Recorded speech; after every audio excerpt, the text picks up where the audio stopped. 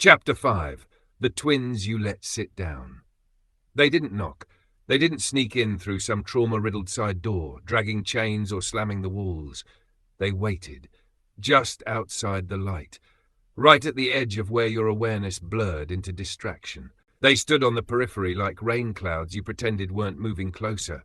And when you looked away, when you turned inward, downward, anywhere but toward the discomfort, they sat down, one on either side.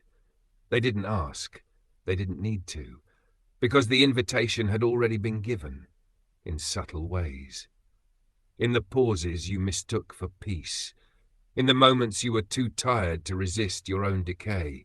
You just looked up one day and they were there, perfectly seated, perfectly patient, like they'd never left, like they'd been waiting their turn.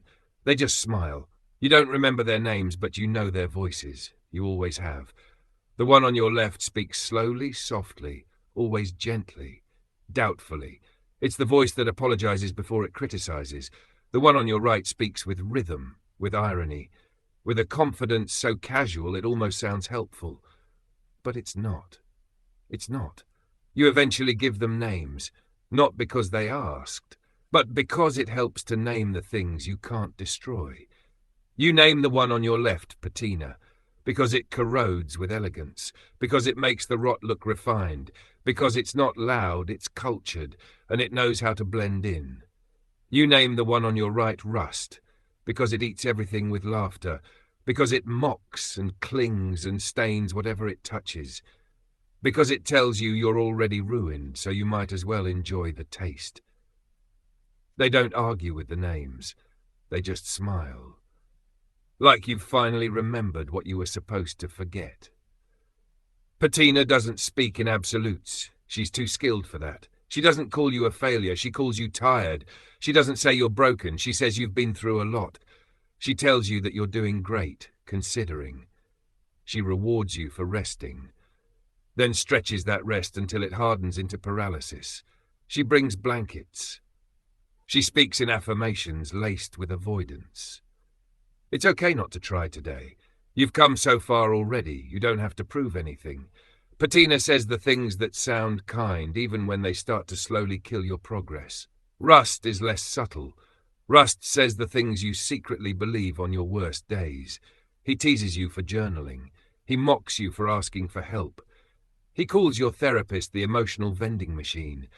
He smirks when you cry and says, "Again?"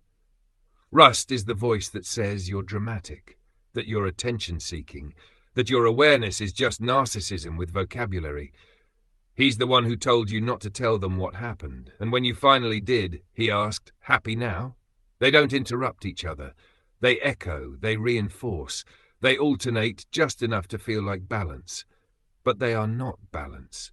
They are the left and right boots of the same slow stomp. They are a duet of decay. You thought they were just bad thoughts. Temporary. An old recording. Maybe something from childhood. Maybe a protective reflex. Maybe imposter syndrome. You tried naming them. You tried thanking them. You tried retraining them with scripts and coping tools. But it didn't work. Because you weren't dealing with thoughts. You were dealing with guests. They aren't inside your head anymore. They're seated in the room. They talk over you like you're not there. They talk about you like you're being interviewed for a role you no longer want. They talk for you when you hesitate, and eventually you let them. Because it's easier, because it's familiar, because you're tired of being the only voice in the dark, and you've convinced yourself that just because they're cruel doesn't mean they're wrong. Patina says, "You've done enough. Maybe take a break." Rust says, "Take a break?" You've been sitting in circles for years. It's embarrassing. Patina says, "You're doing your best." Rust, "Then maybe your best just isn't that impressive." Patina says, "Everyone's path is different." Rust, "You're not even on one anymore. You're just walking in place and calling it a journey."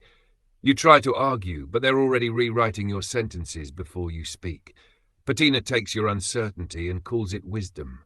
Rust takes your hesitation and calls it weakness. They sit close, closer every day. Sometimes you can feel them adjust their chairs, leaning in when something almost feels like progress. And just when you're about to stand, Rust leans forward and says, "Sit down. You're going to make a fool of yourself again." And Patina leans in from the other side. There's no rush. You can try again later. And you don't stand. They don't scream. They don't need to. They smile. They sip the tea you made them. They say things like, "Look how far you've come," without even changing. Isn't that impressive? You survived. That's enough. And then they glance at each other, and you watch your own beliefs become performance art for your worst instincts. You were trying to heal. They were trying to decorate the prison, and you let them. Because doubt dressed as softness is easier to sit with than truth that demands movement. Because cynicism feels smarter than hope. Because shame feels safer than trying again. Now, you don't sit in the middle of the room because you're confused. You sit there because you're hosting. And they're good company. They're never surprised. They never push. They never leave. They're the ones who answer when someone checks in. "He's fine," they say. "He's just resting. He's figuring things out." And when someone offers help, they respond for you. "He's not ready." And you nod. Because saying nothing feels polite. Because asking for help feels dramatic. Because you've mistaken self-abandonment for humility. You don't scream, you don't cry, you don't break anything. You just sit between them, one hand wrapped in comfort, the other nailed to sarcasm, and you call it reflection. This is how you get stuck. Not by catastrophe, not by chaos, but by furniture you forgot you could move, by company you forgot you never invited, by sitting too long with the voices that offered you rest in exchange for your momentum. And eventually, you forget what your own voice sounds like. You forget where your chair ends and theirs begin. You forget who the room belongs to, because you never told them to leave, and so they stayed, and they stayed, and they stayed. Let me know if you'd like this version added back into your typeset workspace or compiled alongside the others.